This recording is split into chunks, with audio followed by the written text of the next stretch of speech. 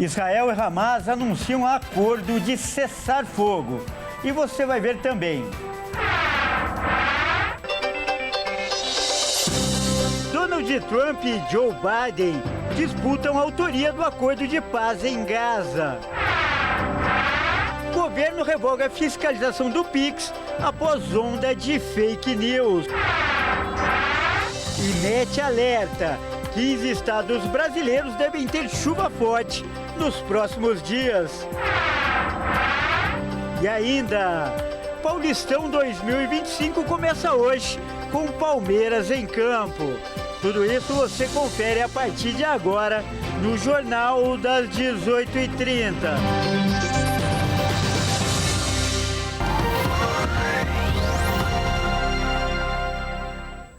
Olá, seja muito bem-vindo. Nós estamos ao vivo, agora são 18 horas e 37 minutos pelo horário de Brasília. Eu sou o Kleber Werneck e a partir de agora você confere comigo as principais notícias dessa quarta-feira. Olha, agora à tarde, uma notícia foi muito comemorada pelo mundo todo. Após dias de negociações, um cessar-fogo foi confirmado na guerra entre Israel e o Hamas no Oriente Médio. Segundo as autoridades do Catar, o acordo entra em vigor no próximo domingo, dia 19 de janeiro. Autoridades do Catar, Egito, Estados Unidos, Israel e do Hamas participaram das negociações. O Hamas tem em seu poder cerca de 100 reféns israelenses. Desde os ataques de 7 de outubro de 2023, não se sabe a situação dessas pessoas. A resposta de Israel já deixou mais de 46 mil mortos na faixa de Gaza. Além de que uma crise humanitária toma conta do país. Boa parte da população teve que sair do território por causa do conflito. O grupo palestino concordou em liberar os reféns. Com isso, Israel vai tirar seu exército da faixa de Gaza. O primeiro passo do cessar-fogo é a libertação de 33 reféns israelenses em troca de prisioneiros palestinos, além da retirada gradual das Forças Armadas de Israel do centro de Gaza. Isso deve ocorrer em um prazo de 6 semanas. A população da faixa de Gaza foi às ruas comemorar a notícia e o alívio de uma esperança em tempos tão difíceis. Do lado israelense, os parentes das pessoas sequestradas também celebraram o anúncio. Olha, e o acordo de cessar-fogo na faixa de Gaza foi intermediado pelos Estados Unidos, o que acabou causando uma certa disputa entre o atual presidente norte-americano Joe Biden e o presidente eleito, Donald Trump. Os dois fizeram questão de mostrar a importância que tiveram nas negociações. O futuro presidente dos Estados Unidos, Donald Trump, antecipou a confirmação do acordo de cessar-fogo da guerra entre Israel e Hamas. O acordo estava na fase final, após dias de negociações. Em suas redes sociais, Trump comemorou e afirmou que tinha um acordo para os reféns no Oriente Médio, que serão soltos em breve. O presidente Joe Biden postou uma nota em suas redes, na qual afirma que o acordo foi finalizado. E em um comunicado ao vivo afirmou que a aprovação do acordo vai ter 3 fases. A primeira vai durar 6 semanas e começa o cessar-fogo completo. As Forças Armadas vão ser retiradas da faixa de Gaza e uma parte dos reféns vão ser libertados.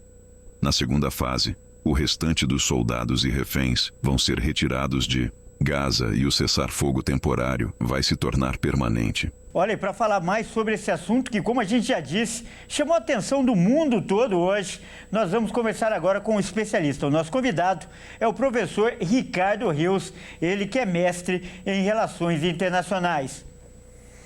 Boa noite, Ricardo, seja muito bem-vindo, prazer tê-lo novamente no nosso jornal. Obrigado, Kleber, uma boa noite a você e a quem nos assiste. Olha, Ricardo, como foi dito aí, esse acordo era muito esperado, mas o que foi decisivo nesse momento para que o acordo fosse firmado finalmente? Kleber, há uma ansiedade, principalmente por parte dos Estados Unidos, em resolver essa situação. E aí você tem 2 polos. O primeiro polo é o do governo Joe Biden, que quer deixar uma marca de paz, de resolução de um conflito tão duro quanto esse de Israel na faixa de Gaza. Por outro lado, você tem Donald Trump, que precisa já mostrar uma marca de governo. Uma marca onde ele diz, eu não estou aqui para brincar, eu quero uma resolução séria, onde tiver conflito, eu vou resolver. Então você tem esses 2 polos. Tanto que está passando aqui na tela, passou instantes atrás, uma mensagem de Donald Trump no Truth Social, onde ele diz: eu resolvi o conflito. Ele se antecipou, inclusive, ao próprio conjunto Egito, Estados Unidos e Catar, para falar a respeito dessa resolução. O Trump foi e passou à frente, depois Joe Biden quis assumir a paternidade, mas é claro que quem resolveu isso, no fim das contas, foi esse pré-governo Donald Trump. Correto, essa é a pergunta que também foi feita durante toda a tarde. A gente viu aí, como você mesmo falou, que o Biden e também o Trump reivindicaram o protagonismo. Mas então, nesse equilíbrio, já que esse acordo é bom a gente lembrar, os termos desse acordo são os mesmos que já vêm sendo apresentados pelo Biden, já foram colocados na mesa pelo Biden. Mas a batida do martelo coube ao Trump? Sim, Kleber. O que aconteceu nessas últimas semanas? O Trump decidiu mandar um enviado especial para Israel para sentar com o Netanyahu e colocar as bases que Trump acharia correto para caminhar. Não foi muito modificado aquilo que Biden tinha pedido, porque já havia um trabalho de convencimento nos bastidores para que fosse resolvido isso.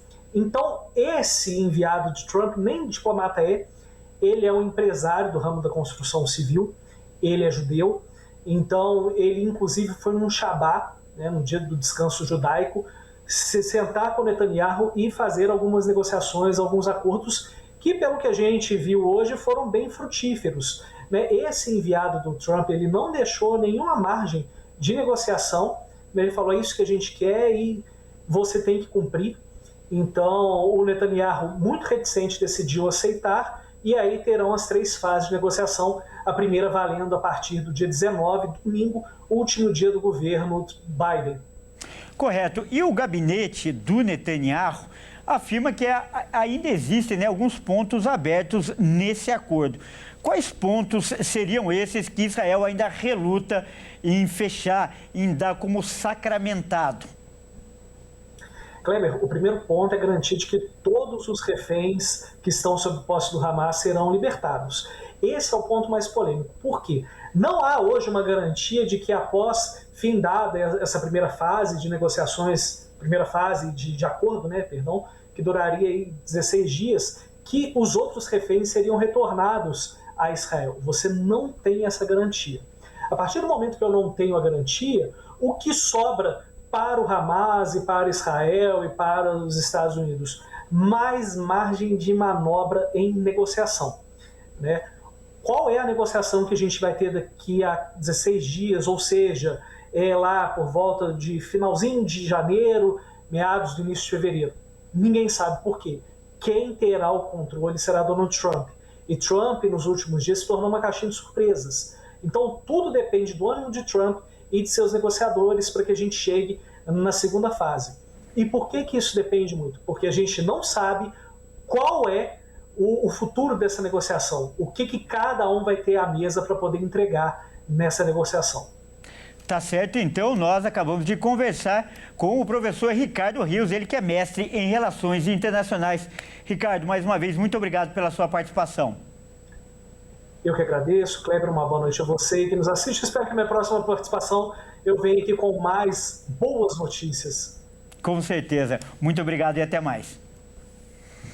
E olha só, o governo, agora falando dos assuntos nacionais, o governo decidiu revogar a nova regra que aumentava a fiscalização do Pix. A decisão foi tomada após uma onda de fake news e o anúncio foi feito pelo secretário da Receita Federal. Robinson Barreirinhas, o secretário da Receita Federal, informou nesta quarta-feira que, após uma reunião com o presidente Lula e o ministro da Fazenda, Fernando Haddad, foi decidido pelo governo revogar as normas sobre monitoramento das movimentações financeiras, que inclui o Pix. A medida, quando foi liberada, gerou muita repercussão negativa e principalmente fake news. Devido a uma onda de desinformação, o governo entendeu que o melhor a se fazer é interromper a norma. Infelizmente, esse dano é continuado e por conta dessa continuidade do dano, dessa manipulação desse ato da Receita, eu decidi revogar esse ato num primeiro momento e essa revogação se dá por 2 motivos. Um deles é tirar isso que virou, infelizmente e tristemente, uma arma na mão desses criminosos inescrupulosos. E a segunda razão é não prejudicar o debate e a tramitação do ato que vai ser agora anunciado pelos ministros. Além da revogação, o governo federal vai assinar uma medida provisória para assegurar que as transferências via Pix não podem ser tributadas. Olha, e o Brasil também começa o ano preocupado com o aumento dos casos de dengue. E um dos locais que registrou alta nas primeiras semanas de 2025 foi o Rio de Janeiro. Vamos ver agora na reportagem do Anderson Nascimento.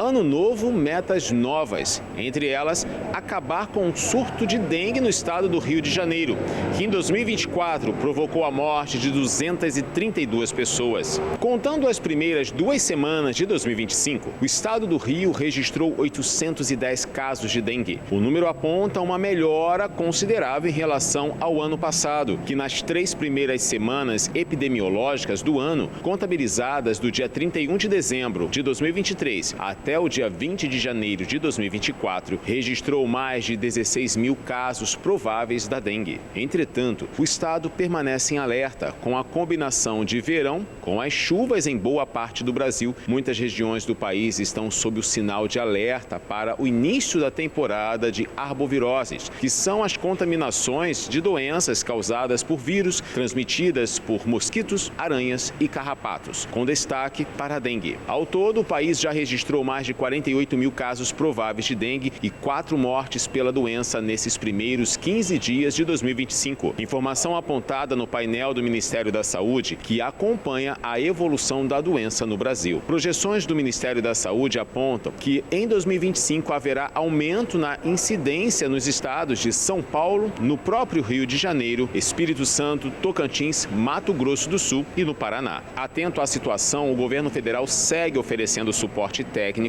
e orientando esses estados a terem ações de educação em saúde e mobilização social para eliminar criadouros do mosquito. A principal medida de prevenção continua sendo a eliminação dos focos do mosquito Aedes aegypti, que proliferam em ambientes domésticos. E veja a seguir, 15 estados brasileiros devem ter chuva forte nos próximos dias. E ainda, Paulistão 2025 começa hoje com o Palmeiras em campo. Nós voltamos já.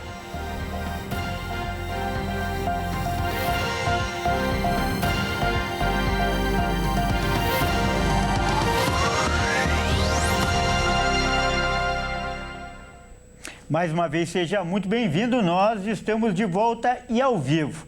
São 18 horas e 50 minutos pelo horário de Brasília. E olha só, o IMET, que é o Instituto Nacional de Meteorologia, faz um alerta. 15 estados brasileiros devem ter chuvas fortes nos próximos dias. Veja agora na reportagem quais são eles. Segundo os meteorologistas, a previsão é de grande volume de chuva em um curto período de tempo. As chuvas que começaram no final da semana passada e devem continuar até sexta-feira. Confira agora os locais que devem ser afetados. Os estados afetados são Rio Grande do Norte, Paraíba, Pernambuco, Sergipe, Bahia, Piauí, Maranhão, Ceará, Tocantins, Goiás, parte de Minas Gerais, parte de Mato Grosso do Sul, São Paulo, Espírito Santo e o Distrito Federal. A chuva também pode atingir outras regiões do país que não estão nessa lista, mas com menos intensidade e mais isoladas. Os temporais devem atingir algumas regiões de forma intensa. Em Minas Gerais, ao menos 26 pessoas morreram com as chuvas e mais de 50 cidades estão em situação de emergência por conta dos alagamentos. No Sergipe, as chuvas do fim de semana atingiram o acúmulo que superou a expectativa para todo o mês de janeiro. Além das chuvas, estão previstas ondas de calor para o oeste do Rio Grande do Sul e o sul do Mato Grosso do Sul. As temperaturas podem ficar acima dos 40 graus. E o tempo quente deve durar até o fim de semana. Olha aí, agora é hora da gente falar de esportes aqui no Jornal das 18h30. Quem vai trazer as informações é o Pedro Veraldi. Boa noite, Pedro. Seja muito bem-vindo. E, Pedro, já começo te perguntando, né? A gente pode dizer que hoje nós teremos o primeiro clássico do futebol brasileiro em 2025? Podemos sim, Kleber. Boa noite a você, boa noite a todos que nos assistem. Cruzeiro e São Paulo se enfrentam hoje. A partida vai ser nos Estados Unidos. Tudo bem que eles não são rivais regionais, né, Kleber? Mas os clubes já disputaram diversas finais e partidas importantes.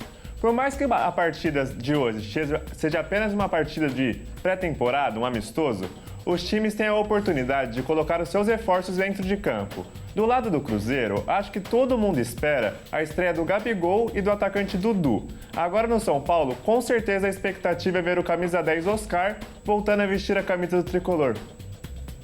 Pelo horário de Brasília, São Paulo e Cruzeiro se enfrentam às 21h30. O jogo acontece em Orlando, nos Estados Unidos. As equipes se enfrentam na Flórida. Os clubes podem começar o jogo com estreia dos grandes reforços de início do ano. O São Paulo empolga com a volta de Oscar, enquanto o Cruzeiro tem Dudu e Gabigol como destaques. Fernando Diniz e Luiz Ubeldia arquitetam o time para que os novos reforços encaixem de maneira agradável a forma de jogo dos treinadores. Ainda nos Estados Unidos, o Cruzeiro tem clássico contra o Galo marcado para domingo, enquanto o São Paulo enfrenta o Flamengo também no domingo. E hoje também o campeonato estadual mais antigo do Brasil está de volta, não é, Pedro? Kleber, o campeonato acabou de começar, literalmente. Isso porque o primeiro jogo começou às 6h30 da tarde. Mas o principal jogo de hoje fica por conta do atual campeão, o Palmeiras. Vamos conferir. O Paulistão está de volta. O mais antigo e um dos mais tradicionais do Brasil. O Campeonato Paulista abre sua edição de 2025 nesta quarta-feira com 4 jogos. Novo Horizontino e Ponte Preta se enfrentam no estádio Jorjão, Casa do Novo Horizontino, às 18h30. No mesmo horário, o Velo Clube enfrenta o Noroeste, marcando o retorno da equipe à Série A depois de 97 anos. O jogo acontecerá no estádio Benito Castelano, Casa do Velo Clube, às 19h30, Guarani e Botafogo de Ribeirão Preto. Medem forças no estádio Brinco de Ouro, Casa do Bugre. E fechando a rodada do dia, o Palmeiras, atual tricampeão consecutivo, defende seu título contra a Portuguesa, no Allianz Parque, às 9h30. Com 25 taças do Paulistão, o Verdão é o segundo maior campeão do torneio, atrás apenas do Corinthians, que tem 31 títulos. O Timão fará sua estreia amanhã fora de casa, às 19h30 contra o Red Bull Bragantino, em busca de quebrar um jejum que já dura 6 anos sem título paulista. Quem também só entra em campo amanhã é o Santos. O time da Baixada enfrentará o Mirassol às 9h30 na Vila Belmiro. O São Paulo, que está fazendo sua pré-temporada nos Estados Unidos, só jogará pelo Paulistão a partir da segunda rodada. Bom, Kleber, por hoje é só. Uma boa noite para você, uma boa noite para todos que nos assistem. Até mais. Muito obrigado pelas informações, Pedro. Até mais. Bom, é isso aí. O Jornal das 18h30 fica por aqui. Eu agradeço demais a sua companhia. Uma ótima noite e até amanhã.